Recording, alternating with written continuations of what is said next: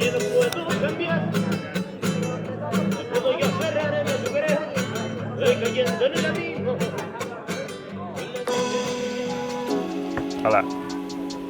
What's up? My name is Taylor Phinney. I'm from Boulder, Colorado. I live in Girona, Spain. I am a retired ex-pro cyclist, artist, artisan, kind of maker of things. We are in Granada, Spain, for this event called the Badlands. Seems like it's gonna be a nice little silent retreat out in the desert and the mountains. I think after years of suffering primarily and training and being really dedicated at road cycling, now when I ride bikes, it's more to explore and to have as much fun as possible. Of course, I'm still interested in kind of pushing limitations or changing some sort of brain chemistry in my head, where I can go with the bike, what I can do with the bike, really how much flow state I can have in one ride. I feel like I spend a lot of time, my whole life really up until 3 years ago, kind of being in a rush always on the bike. When I was 15, I decided to start to race bikes. Both of my parents are bike racers, so I always had bikes around, and so it's really easy to kind of get into the sport. And I started winning some criteriums and stuff in the US, and I really liked that feeling and the flow of the criteriums and the speed. When I was a kid, I wasn't so interested in kind of exploring like I am now. I was more interested just racing. I really started kind of racing more seriously at like 16, 17, 18. I went to the Olympics for the first time just after 1 month after I turned 18. From that point on, it was kind of like, I'm not gonna go to school, I'm just gonna be a bike racer. I was put in touch with Lance Armstrong, and he started this under 23 team called Trek Livestrong. I was on there for 2 years, then I went to BMC. When I turned pro, I raced with BMC for like 5 or 6 years as a professional in the world tour. Then I finished my career with Education First. Then I retired at the ripe age of 29. It was like, get on the bike and you're sort of trying to keep a high average speed and you are trying to go far. You do like, okay, I'm gonna do 3 hours, you know? You go out and you do 3 hours and 5 minutes maybe, or 2 hours and 57. Now I don't even ride with anything that clocks my time. I have a watch. I have the freedom in my life to just ride and stop. Maybe I like stop and like move some sticks out of the trails, you know? But I'm not in this like, oh, I gotta like keep moving because I have to go here, I have to go here, I have to go here. It's more like I'm here now. Really, ultimately, I'm trying to find new trails, new roads, new ways to connect, places that I know already. That's kind of what's exciting for me. And then being able to show that maybe to other people, like to my girlfriend or to my friends, like, hey, I found this super cool road, or I found this cool trail and I can't wait to show you. Or riding with kind of a destination in mind, like we're gonna go to the beach, or we're gonna go to this brewery, and we're gonna come back in the night. It's just gonna be different. It's like, how can we use the bike to have a different experience? I've just been mostly exploring, like getting back in touch with the freestyle part of my soul, like jumping and BMX and downhill and then graveling, I guess, for fun. That's more my style. I've done a couple of these kind of community rides over the last year or so. The intention is kind of to take as many people who show up and show them sort of the way that I ride now, and kind of maybe open their eyes to a different style of experiencing the bike. So I encourage people to wear whatever they want to wear, not to feel like they have to fit into the crowd of wearing the same like clothes, you know. There's definitely a look in all of these different niches, whether it's road or gravel. To me, everybody looks the same and doesn't make sense.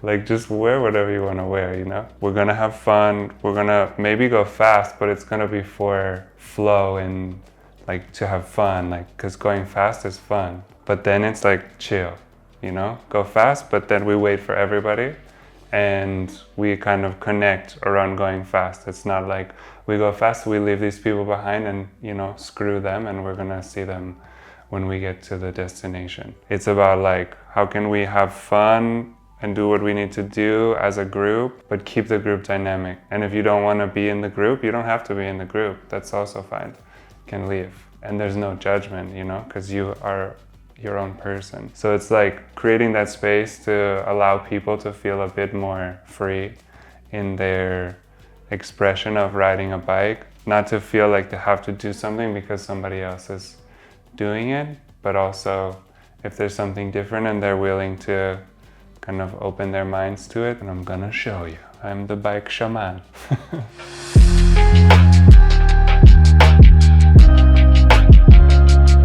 People always say that like, oh, I'm not fast like you, but like, I don't ride fast anymore. I go downhill super fast, but I'm not like pushing like fast, you know? I don't pedal fast anymore. And so there are these communities that exist already, and they existed before I decided that I wanted to ride for fun. I guess I can just use whatever platform I have to kind of promote this sort of riding with no other agenda other than it's just the way that I like to ride, and I feel it's the sort of most sustainable way of riding, because I do believe like a community experience is more powerful and more fun than a solo experience. The solo experience can show you a lot about yourself, and you go through ups and downs, and it's like a silent retreat kind of. But if you want to have fun and if you want to connect and you don't want to disconnect, the community exercise is really very powerful and also very important to bring people together. I feel that's the power of bikes, and that's what I'm mostly interested in kind of promoting now. The reason I write just 100% ego-free is because it's something that people can look at, and maybe it means something different to every different person, but they get the kind of understanding that like, even when I was doing the ride a couple weeks ago, like there are moments where when it got dark, people were starting to ride a little bit faster, and then it's just something that's gonna be in the back of your head, like, okay, no ego, you know? So it's like you can feel people starting to try to like, oh, maybe somebody can't make it up the steep section, their foot falls on the ground and they're like, oh, and they're just not stoked about it. But hopefully then they can just have this moment where they think like, it's not about that, you know? It's like, you clipped your foot out, who cares? Like, now you walk and we're gonna wait for you and no one's gonna judge you. We are in Granada, Spain, for this event called the Badlands. It is a 770-ish K ride with a secret extra 80 kilometers after the ride to make it back to Granada. So I'm thinking of it more like an 850 K ride. Apparently people race this and they take it very seriously. I'm good at doing things differently. I've always wanted to do things differently in everything that I do.